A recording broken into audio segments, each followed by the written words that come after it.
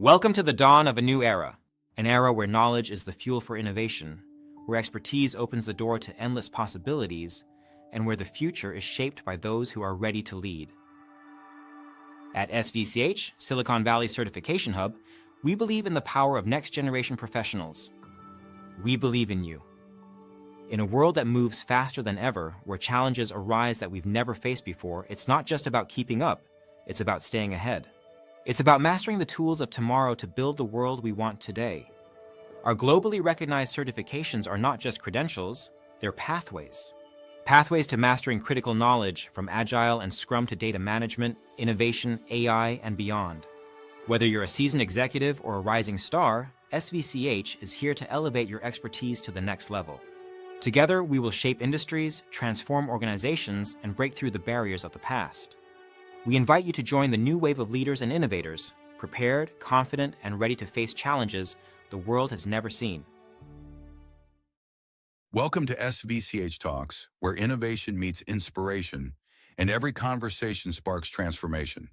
Here we unlock the future, share cutting-edge insights, and empower you to lead the way in a world driven by knowledge and discovery. Let's elevate together, because the next breakthrough starts here.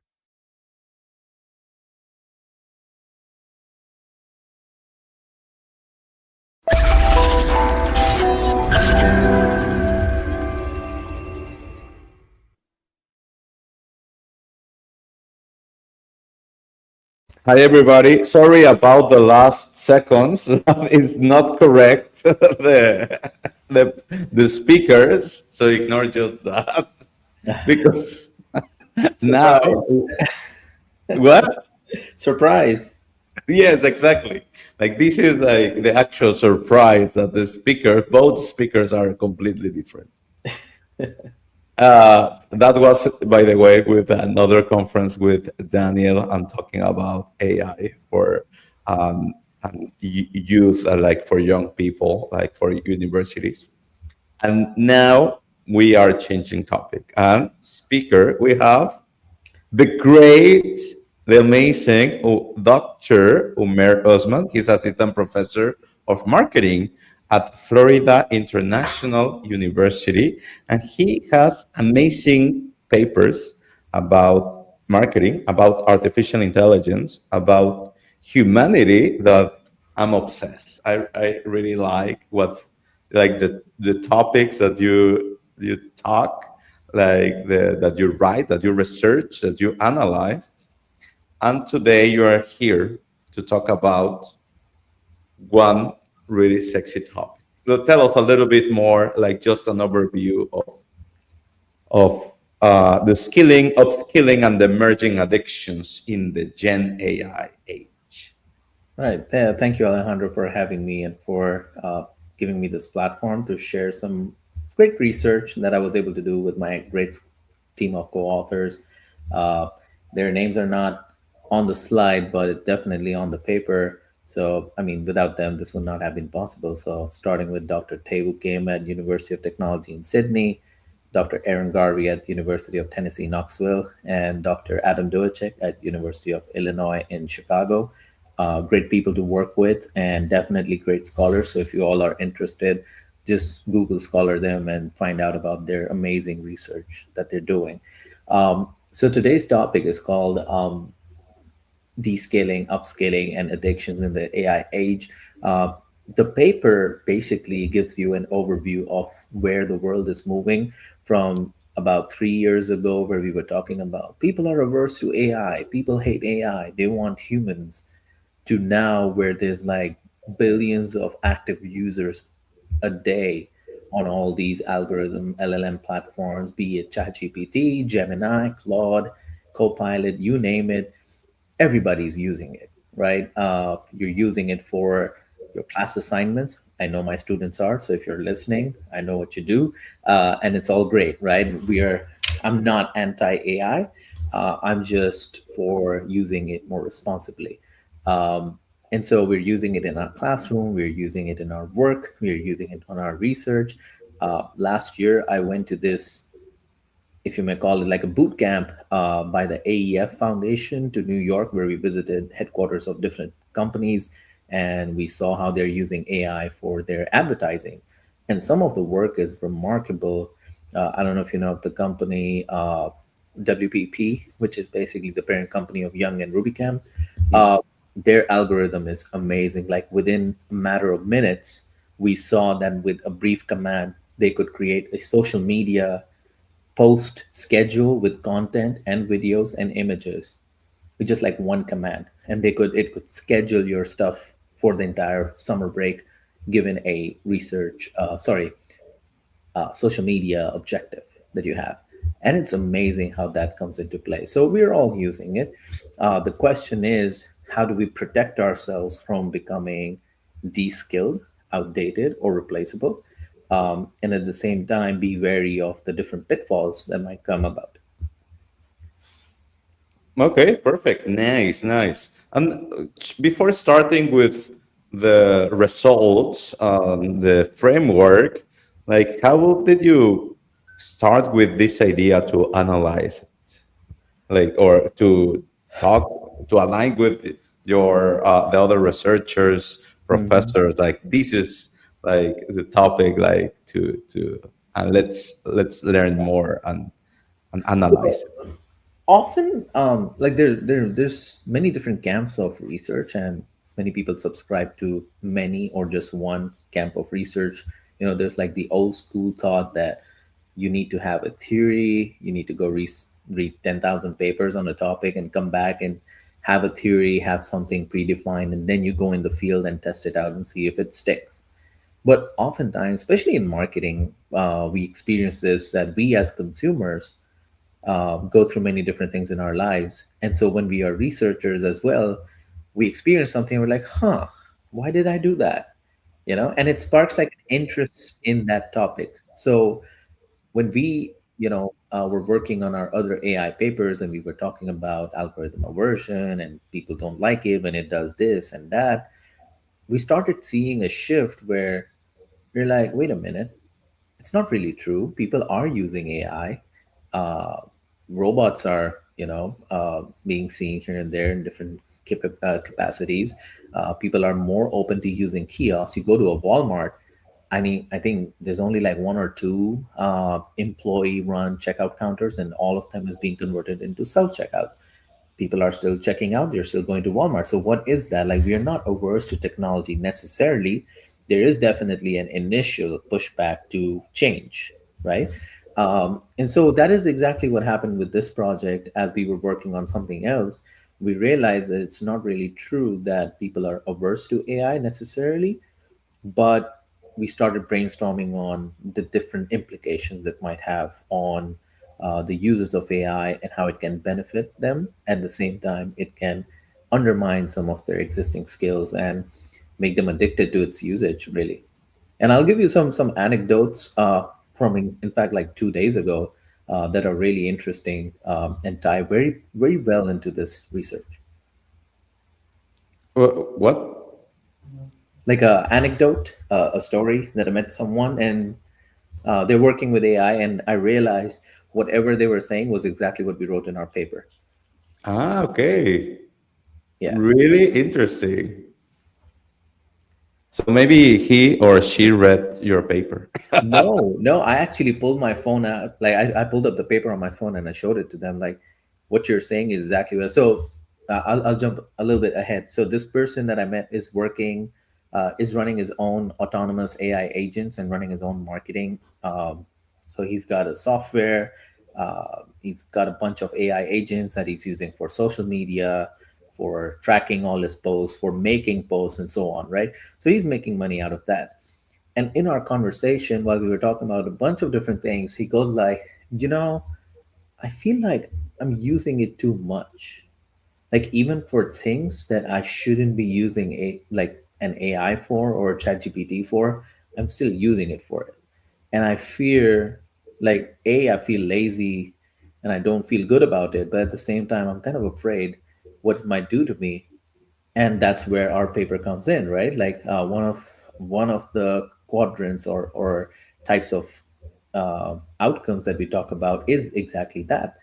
And so it was interesting that someone who's working with autonomous agents every day, unlike me, is saying the same thing that we said in our paper. So it's kind of like proof of our concept, our theory, being seen in the real world. Again, the sample size is of just one. Will need to be more people. But if you think about it from other perspectives, imagine like Google Maps, right? The Google effect. So I know my dad, I come from a very densely populated city in the world. I think it's the third most densely populated city in the world. My dad can still go to different corners of the city without a map. You ask him to give you the name of the area where he needs to go and find something, he will be there without Google Maps, right? Probably you and I, or maybe Gen Z and Gen Alpha, will get lost in that city, right? Totally. Without a map. And if their internet breaks down, like I ask my students, like if you're on a road trip and your internet coverage stops, can you look at the signboard and make your way back to your home city? And half of them said no. Like it's very difficult. Like how do I navigate the boards? Right? How do I know which exit to take? Right? So that's where we are with the AI. Like we're so dependent on it that eventually we will not be able to do things without it, even if it's very like trivial in nature. Okay.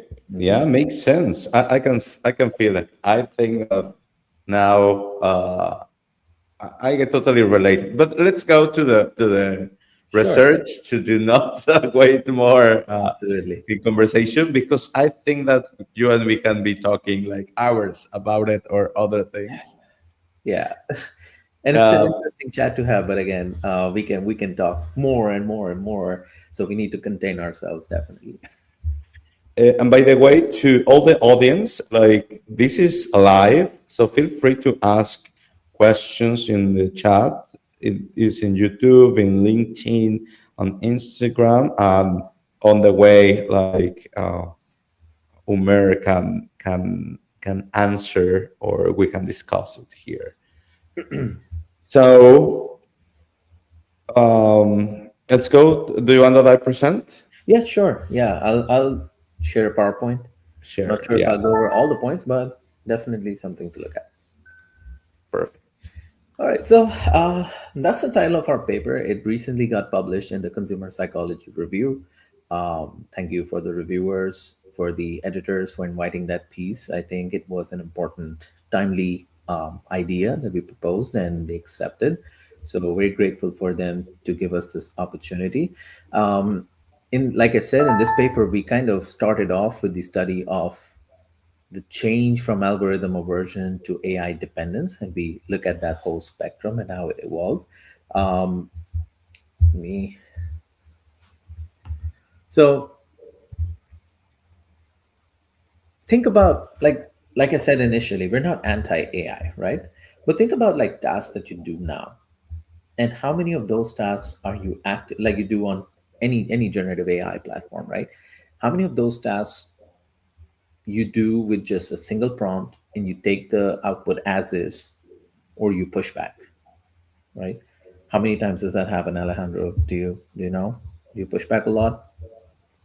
Yes, I think that I push back a lot. What are there specific themes or topics on which you push back versus you're like, yeah, sure, whatever?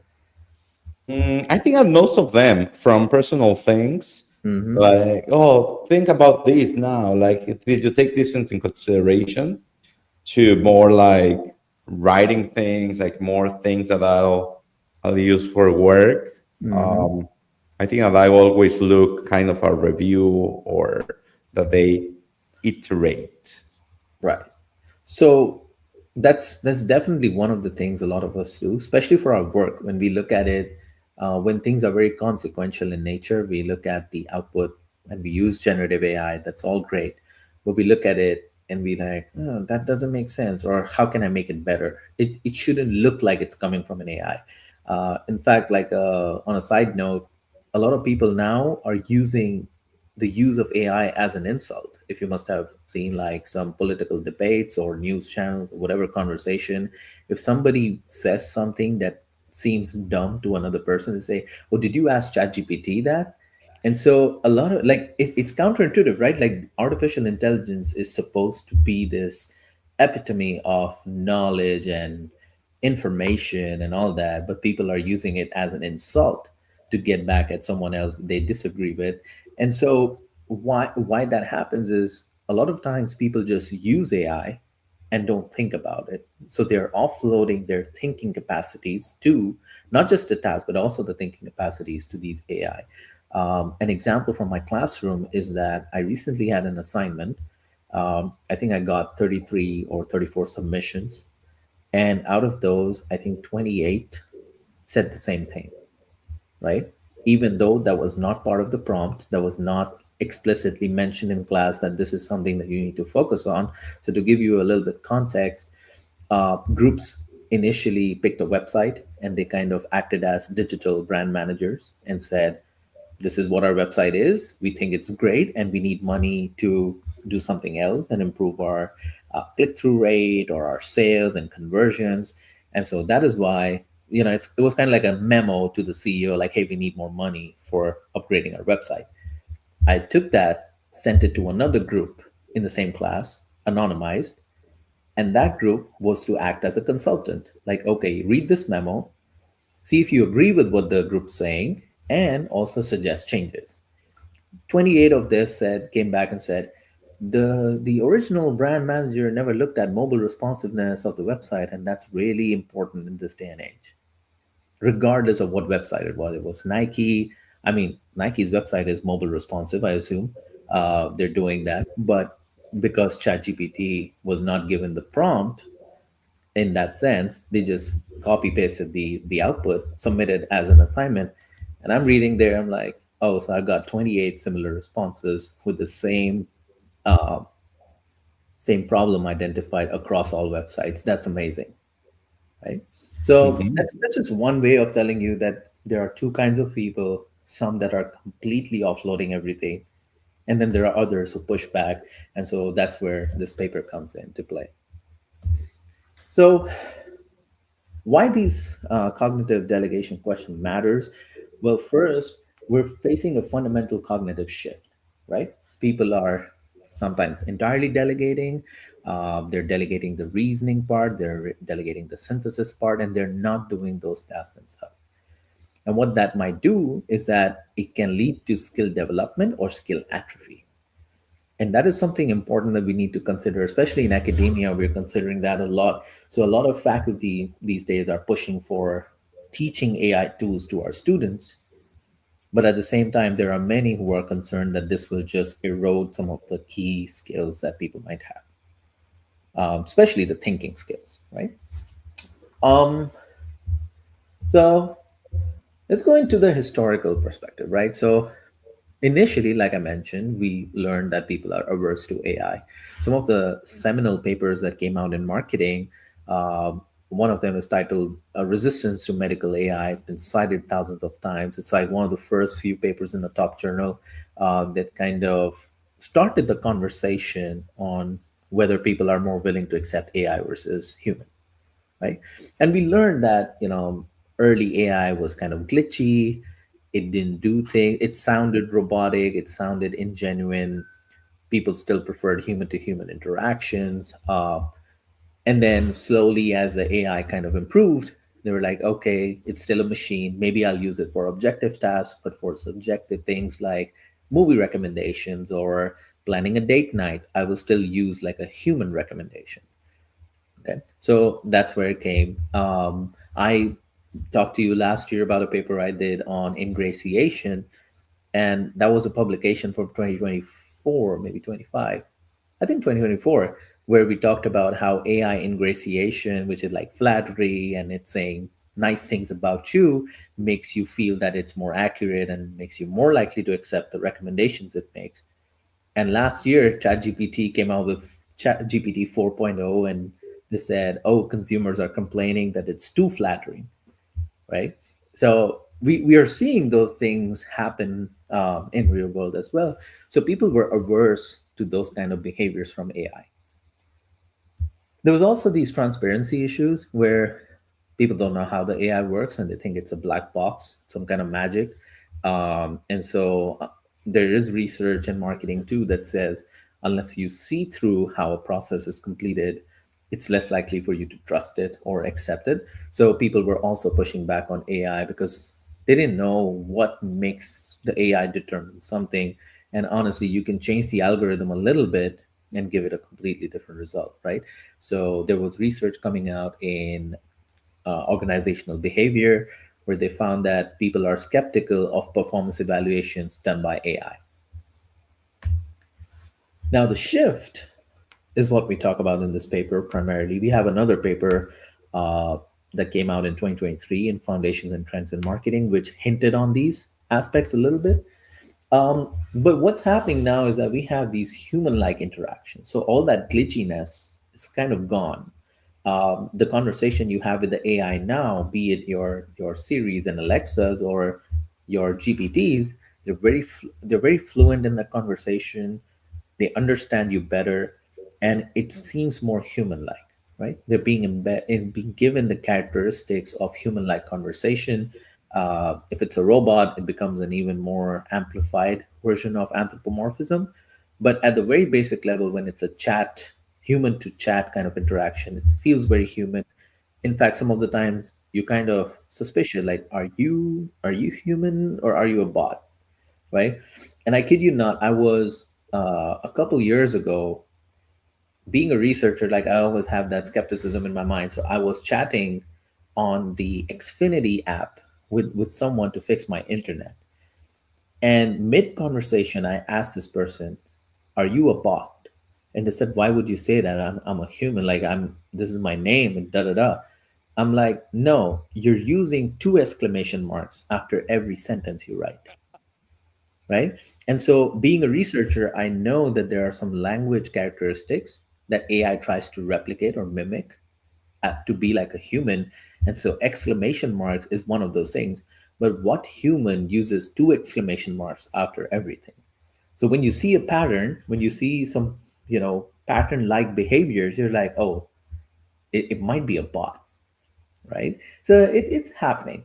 But what happened later? He said like, "Oh yeah, actually, I'm a bot." No, it was a human actually. So I don't know if the bot was super smart and changed like the tone and everything immediately, but I kind of got convinced that it's not a bot. It's just Okay. the way they were talking. Um, the Interesting. psychological mechanisms have also come into play a lot. We have anthropomorphism, like I just mentioned. Um, we see that people prefer humans. So the more the AI are becoming like humans, people are kind of okay with that. However, there is research that shows the uncanny valley effect, where if you know that it's a bot or a robot and it becomes too human like, it kind of makes them feel threatened or like there's a threat to humanity of some sort. And so they're averse to that. So there's a sweet spot in the anthropomorphism spectrum as well, where too much anthropomorphism kind of backfires, but too little anthropomorphism is also considered not good. um, we're getting trust and attachment with AI as partners, as creativity or thinking partners too. Like I mentioned, we use it for work, and so now if I'm working from home and I have no colleague to go to and bounce off an idea, or let's say I have a thought and I thought maybe it's a good research idea, instead of a colleague, I can use ChatGPT as my reflection or a thinking partner and be like, okay, here's what I'm thinking. What do you think about that? Right? And can critique my idea. I could program it. I could prompt it to be very critical of what I'm saying and not be flattering of me. So don't massage my ego. Tell me everything point blank. So the framework, which is I think the main crux of this manuscript that we wrote, is the division of labor and oversight, and it's basically a two-dimensional, two by two kind of matrix that we created. The two dimensions are cognitive labor and metacognitive oversight. So, in terms of doing the task, who is putting in the thought process? Is it the AI or is it the human? And who is overseeing that thought process? So, for example, one thing could be that you are creating an advertisement using AI. One thing could be that you think about everything, the different elements, you give it a detailed prompt, and you are kind of like the driver of that idea. And then you let AI run the program, and you just keep, on the sidelines, you keep a check on whether it's doing the right thing, whether things seems off or not, right? You can see examples of some videos being glitchy, and you can be like, hey, you need to change that. Or you try to create a similar picture, but it creates something different, so you're like, no, no, no, that doesn't make sense, go back. So you push back a little bit, right? I remember when I was trying to set up my living room, I said, I have a living room with three walls and one opening. I have a couch, a TV stand with a TV. I need you to tell me, the where to place my TV and the couch to make it look nice. And ChatGPT put the TV behind my couch, and I'm like, that's Okay. interesting, right? So you need to keep that oversight and change it because it's gonna make mistakes. Um, so what we talk about in this paper is that we identify these four quadrants, if you will. These are where the cognitive labor and the oversight is either delegated or be done by human. So we present this in this paper that the best case scenario is that AI amplifies your skills, augments your skills in the domains that you may not have the skills. So an example that we use is, say you are a musician, you can play guitar, you sing very well, but you don't have a band, right? So you don't have a drummer, you don't have a bass guitarist, you don't have anyone on the flutes, nothing like that. So you're very limited in what you can do by yourself. But with generative AI, you can create music, right? And you can create different versions of the music that you want for the song that you wrote. So you might write a song, you might sing it, you might have the melody, but you might feed it to a generative AI platform, be like, what should be the tempo, the beat, and everything for this music? And then there you have a beautiful song that you can publish on YouTube and make money out of it, right? So you could, in the same process, also learn about different things, which is beats and tempo and different instruments that you can use, right? The other the other part is where we see managed automation. So where we think that everything is being done by AI, but you as a human is just kind of looking over it, which is predominantly what a lot of people are doing. They're giving prompts to AI without initial thought processes. If you go back and look at your own initial prompts to any LLM that you use, you will see that your initial prompts are like one sentence, very brief, and then once you start seeing the outputs, you get into it. So that's where you are actively managing it from the back end. So your metacognitive oversight is high, but your active labor of cognitive thinking is low. So you lead with whatever the AI says to you. And so we believe that that's, the polymathic productivity. It increases your work output, and that's why a lot of people kind of allude to this kind of strategy for using AI, because it's just quicker, right? I don't need to think about too much, and as humans, we are cognitive misers. The less we are required to think, the more we like it. And so if there is something that can think for me, then why not? Right? As long as the output is not harming me, not hurting my work, not hurting my productivity, and it makes sense. The unguided effort, which is the third category, is where we say that the cognitive labor is very human, um, and there's very minimal oversight otherwise with AI or humans. And so these are people that we think are kind of like antagonists to AI. They may not necessarily be open to using it for things. So I still know a lot of people who say, oh, I don't use AI. I use it. I use, I write everything myself. It's like you shouldn't really, because it's not a productive use of your time. You could do a lot more in that time when you're just thinking about how to write a sentence, right? You could have 10 different versions of the same sentence in front of you, and you, being the knowledgeable person, can pick the one that makes most sense. So, but there are people who are like, no, I'm going to do it myself. I don't need that. Same example, like if I give you my dad's example, yes, he can navigate the city without a map, but he's also more likely to get lost if he doesn't have the map, right? So he's gonna use more time navigating, but once he does it, he learns it. The last category, which is the one that we raise the alarm bells for, is cognitive surrender, and I think that's one of the more important pieces of our paper, where we think that people who are in the managed automation category are more likely to drift into this, where the lab the labor is done by the AI. So all the thinking, every output that is being made is done by the AI, and you as a human stop giving it much thought and you accept it at face value. So the example of my students submitting something very similar to one another, and it's important. It's interesting because every first class I tell them, like, hey, you can use AI, but use your brains, because the AI will give you similar responses.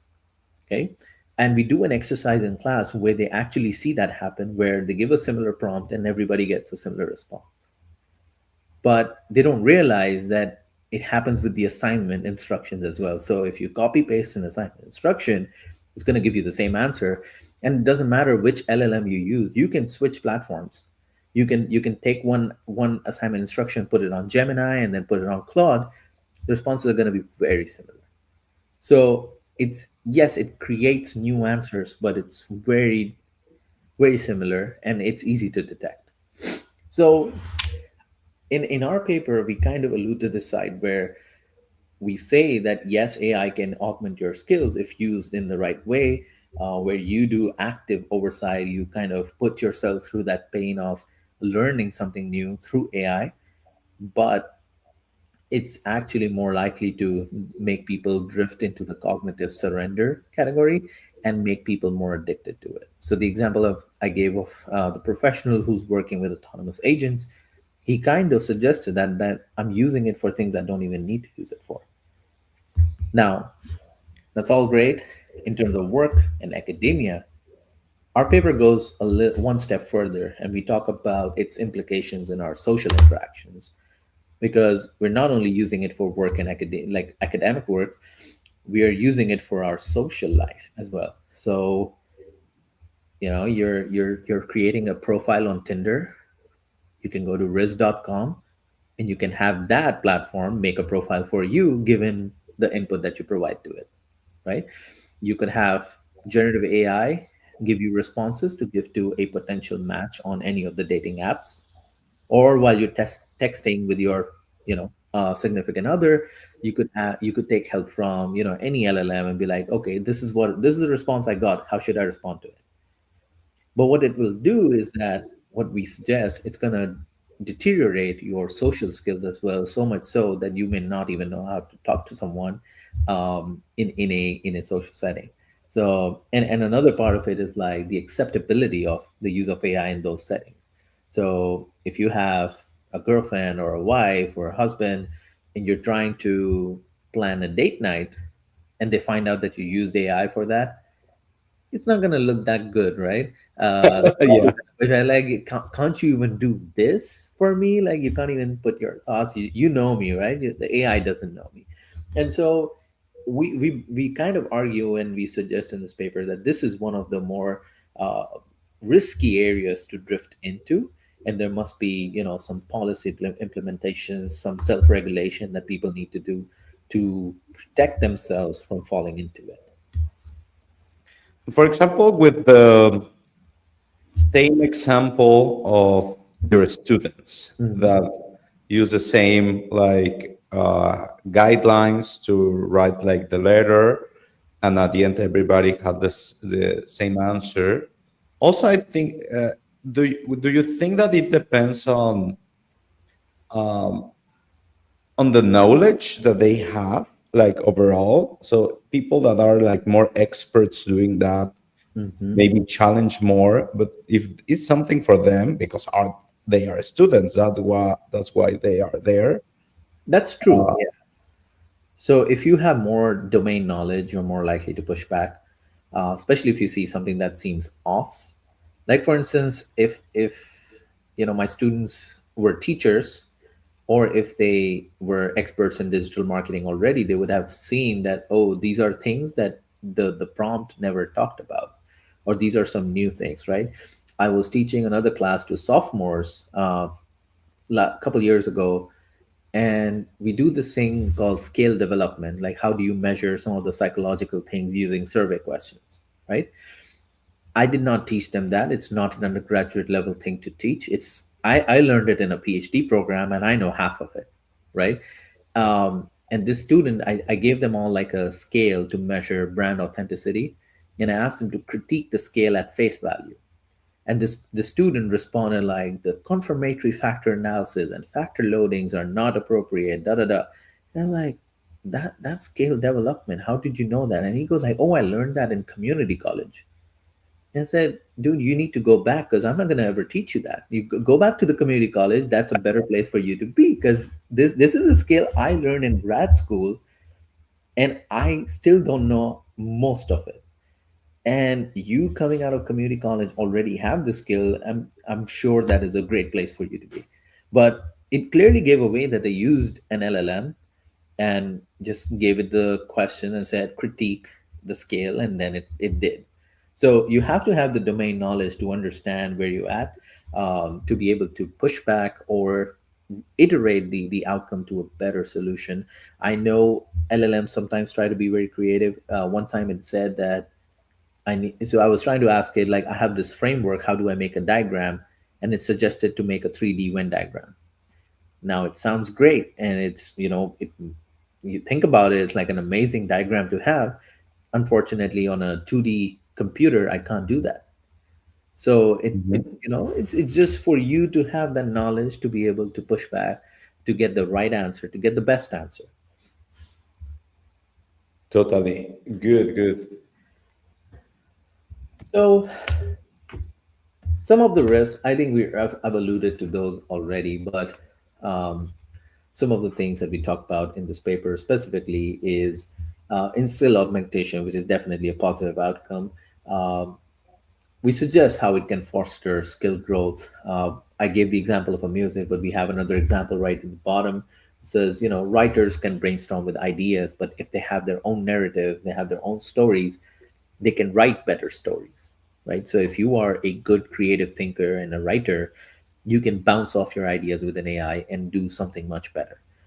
Same thing with like researchers. Like we use AI all the time, and a lot of us use it to bounce off ideas, and it kind of flags a bunch of pitfalls or blind spots that we are not seeing. And as researchers, we have a lot of blind spots, right? So once you fixate on an idea, you kind of shut yourself, depending on what kind of researcher you are. I'm an experimentalist, and we kind of like isolate other factors to look at this one thing, how it influences an outcome, right?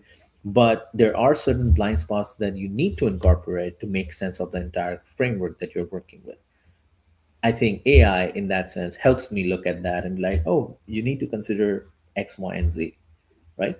So there are ways where you could improve your skills in many different domains using AI. With the managed automation, we do, like I mentioned, we do suggest that it is a sweet spot to be in where you're doing just the cognitive oversight. You look at an output, and AI is doing everything on an automated level. So imagine you have a autonomous AI for you doing your groceries every week. Yeah, like you could set it to do it every week or bi-weekly, right? And so just before it places an order, it can say, hey, here's a list I created for your groceries for this week. Looks okay. And you just glance over it and say yes or no. That's amazing, but we suggest that maybe with excessive use of that strategy, you might, slide into the cognitive surrender domain where you don't even question what the AI is doing, and you just accept it at face value. The unguided effort is kind of our area where we talk about people who are antagonists. They don't want to use AI. And so there is a risk of decaying of skills. Like these people are probably going to be the one that are less accepted in terms of like skills. So people at work where you see that, oh, AI is replacing jobs, it's probably going to be these people who are going to be like, no, I'm not going to use AI. And with all these companies looking for efficiency and productivity and reducing cost, it is important to understand that, how these kind of people who are antagonists will um, suffer or benefit. And again, we talked about the cognitive surrender extensively. So this is the area we need to stay away from.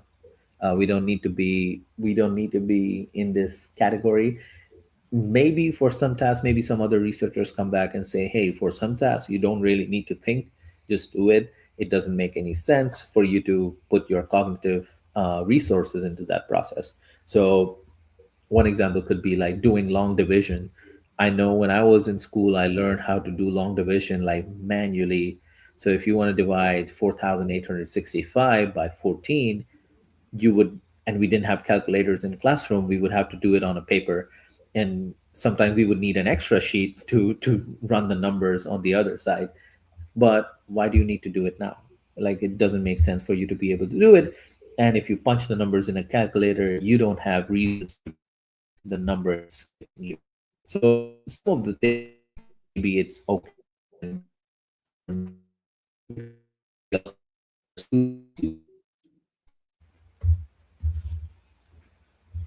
so we talked about the gravitational pull towards the cognitive surrender. We look at some of the drivers, uh, and we realize that the instant gratification that you get from the use of AI or Gen AI is one of the reasons why people are more likely to delegate stuff to it. So if it's giving you like immediate responses, probably better solutions that you may have thought of yourself, it's likely that you kind of just surrender your thought processes to an AI and be like, sure, whatever you do everything. I trust you, right? So it is that element of instant gratification, which we kind of build into our argument that it's leading to more addictive behaviors among humans, where they use AI for almost everything. I mean, I don't think a lot of people are now doing Google searches. They're using AIs for searches, right? So it's just for everything we do, it's there. So there are some analogies we draw in this paper about like addiction, and that instant gratification part is definitely part of it. Like, you get an immediate buzz from the use of AI, an immediate response, and so, but it decays over time. And so for other tasks, you're more likely to come back to it and reuse it, hoping that if it helped you in one domain, it might help you in the other domain equally. So what that does to you is that it creates that emotional attachment to AI, so much so that if it's not available, right, you may not want to make a decision. So one idea that we could, work on is, does the use of AI or dependence on it make you less likely to make decisions on your own when it's not available for use, for whatever reason, right? Maybe you ran out of credits. So if you're using the free version, it says no more Claude until 10 p.m. tonight. And so, do you keep working on whatever you were working on, or do you pay Claude and get the subscription, or do you wait for another 10, 12 hours before you can use it again? So, there are some of the things that one could study in terms of studying these addictive behaviors. So, some closing thoughts. Um, we do argue that there's a progressive descaling and dependency that is happening. Um, the polymaths are the ones that are the ones to focus on right now, who are using it for increased efficiency and productivity, but those are the ones that we need to look at the most in terms of their likelihood to drift into the surrender category. There are definitely ethical and societal implications of the use of AI. We know that AIs are making decisions sometimes that are not acceptable to our society. We recently learned, not to make it political, but we just found out that, the U.S. Iran conflict that's happening, one of the decisions to bomb a building was made by AI or like Claude, and there was a whole debate about it, right? I don't know if it was true or not, but if it was, it makes ethical implications. I'm like, okay, so if the AI pushed the trigger, does the company that created AI hold responsibility, or does the CEO need to get fired or criminally charged? We don't know, right? Same thing with, I was listening to a podcast where this guy goes like, uh, who's the guy with OpenAI? Forget his name. Sam Altman. Yeah, Sam Altman. So he was in an interview and he said, "Oh, he's using AI to raise his children. Like if there was no AI, he would have been lost in that domain. Like I don't know how to raise a child. It's really helpful for me doing it."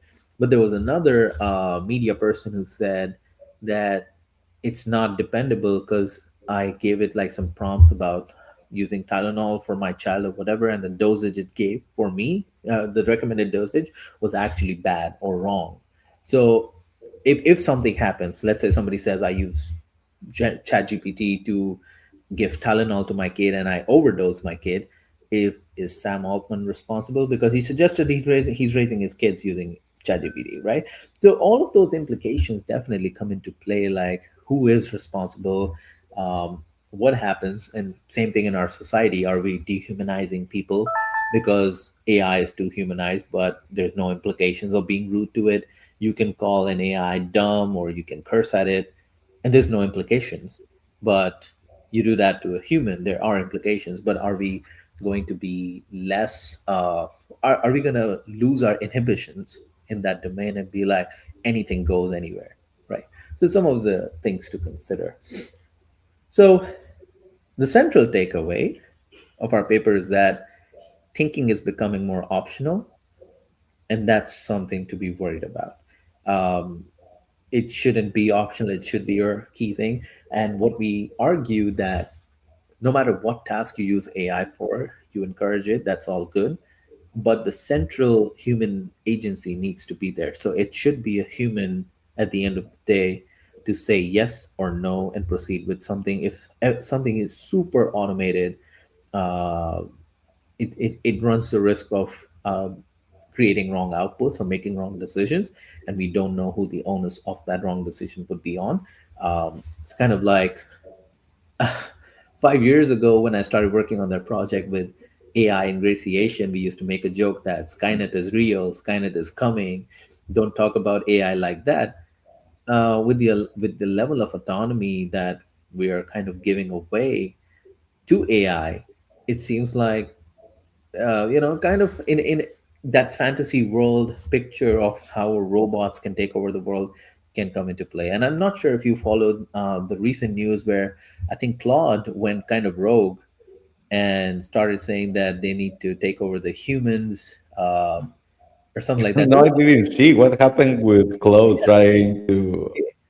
So there was some news where like Claude was kind of saying that, and then there were some news about, I don't remember which LLM, but it was about the updates. So when they were updating it, the AI started acting autonomously and resisting the updates.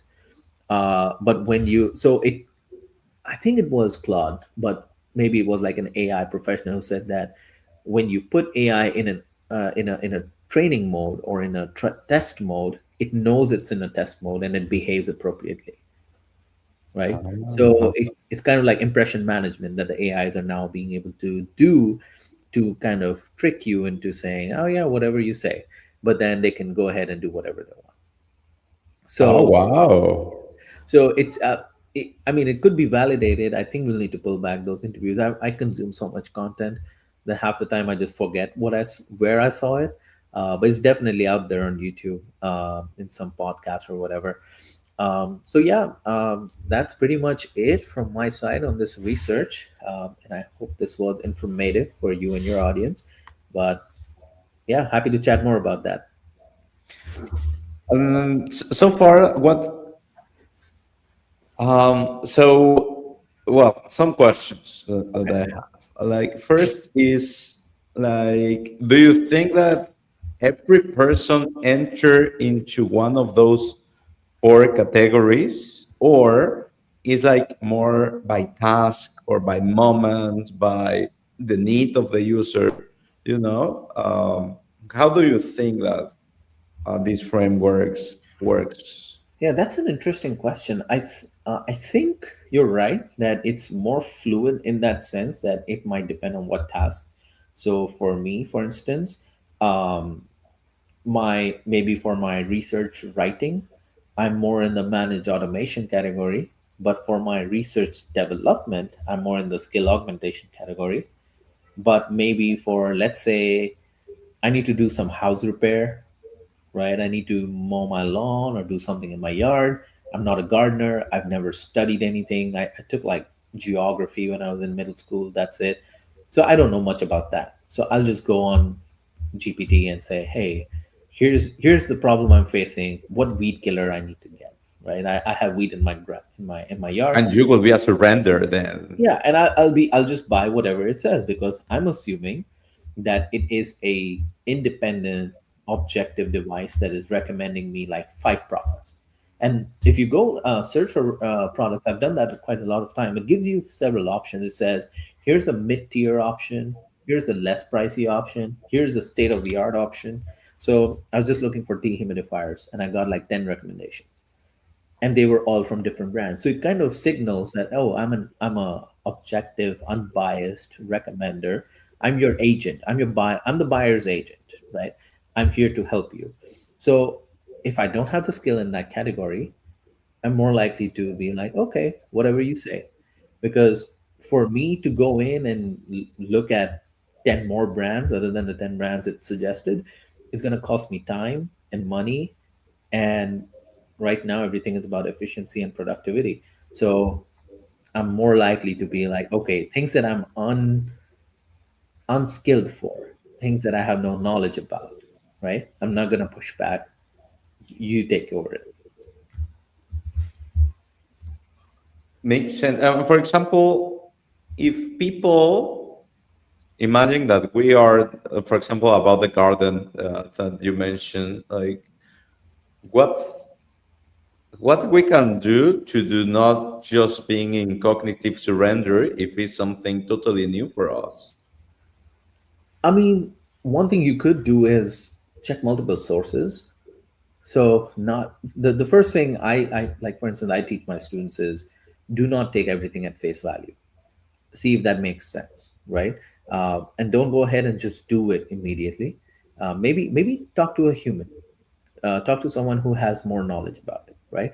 So for instance, or push back. Honestly, if you push back and it changes the answer, it's more likely for you to be like, okay, hold on a moment, I need to rethink my steps.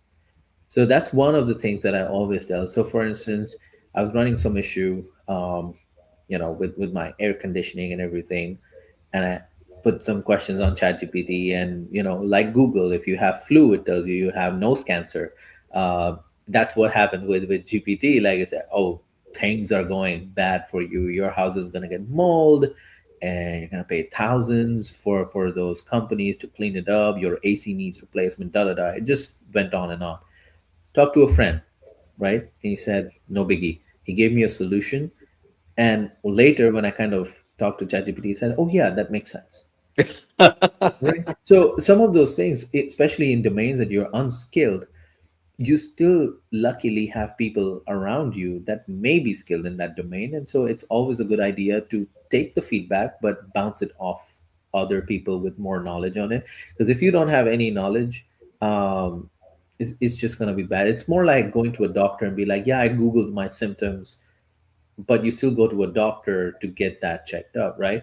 And oftentimes doctors hate it because if you Google, then why did I go to med school for? But at the same time, you're coming in with some knowledge, but if it's completely wrong, they're there to bust the myth. Yeah, totally, totally. Okay, good. And by the way, coming back to the example with Hmm. your students about that they use the same prompt and have the same results, and then you show them like, hey, even with different LLMs, Hmm. like you will have really similar response.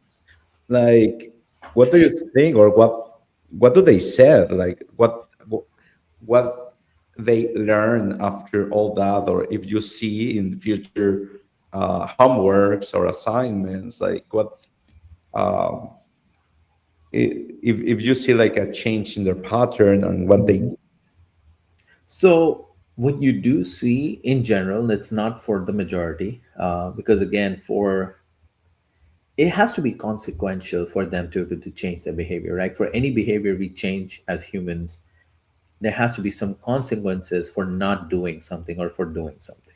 So if the consequences are not that strong, so for instance, am I going to report them to the disciplinary committee for using AI? If my syllabus says that Gen AI usage is permissible, they know that I can't do that because I'm allowing them to do it, right? Um, and so there's no consequence for using Gen AI in that sense.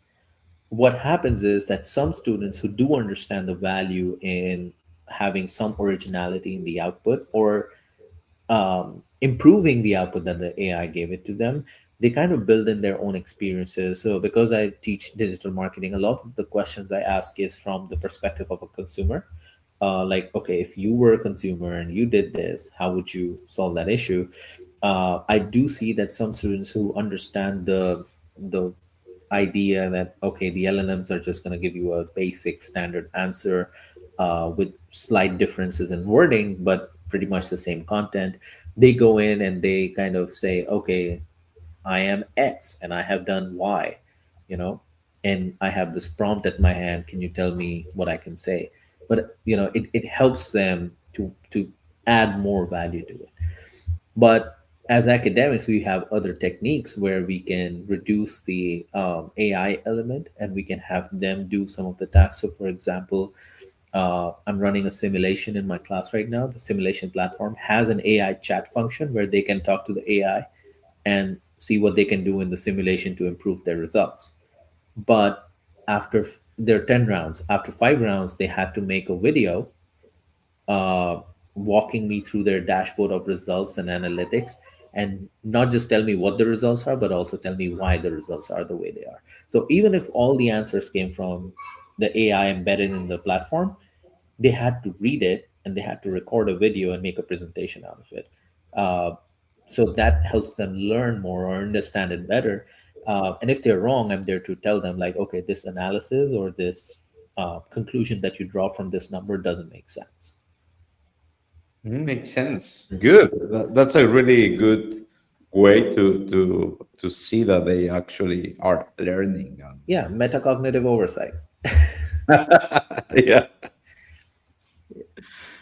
Perfect. So we are running out of time, but like how people can reach you out, where they Right. can find you, like other maybe conferences or papers, like if you can give us like some. Right. So I have a Google Scholar account. So if you just type in my name and say marketing, I'm pretty sure I'm the only Umair Usman in marketing around the world. So you wouldn't see other people, but you could search my name on LinkedIn. I am at Florida International University, so that will help you identify my profile. Conferences. I'm planning to attend one, hopefully, fingers crossed, if they accept my submission. It's going to be at the Association for Consumer Research in Chicago in September this year. I think the dates are 24 to 26. Um, they're supposed to give us decisions next month, so we don't know yet. But I'm hoping that I'll present another paper of mine, which is not on AI at all. It's like a completely different project. But I'm hoping to present that there. But other than that, yeah, those are my socials in terms of my work where you can find me and reach out. But yeah, if you could email me, my email, if you just Google FIU Umair Usman, you will reach my faculty page. It has my email, it has my phone number. You can reach out to me whenever. Well, Umer, thank you so much for sharing all your knowledge, your research, your anecdotes. Everything, as usual, was on point. By the way, we have also from the last year, like another video, another webinar about the uh, how the bots were super flatter and that changed the outcomes, right? It was like really spectacular. Yes. So it's in the platform. Feel free to watch it and write Dr. Umair Osman. And thank you, everybody who attended or are watching the video. And thank you, Umair. Have a great rest of Absolutely. the Thank day. you for having me. It's a pleasure talking to you again, Alejandro. Let's keep it, let's keep doing this frequently.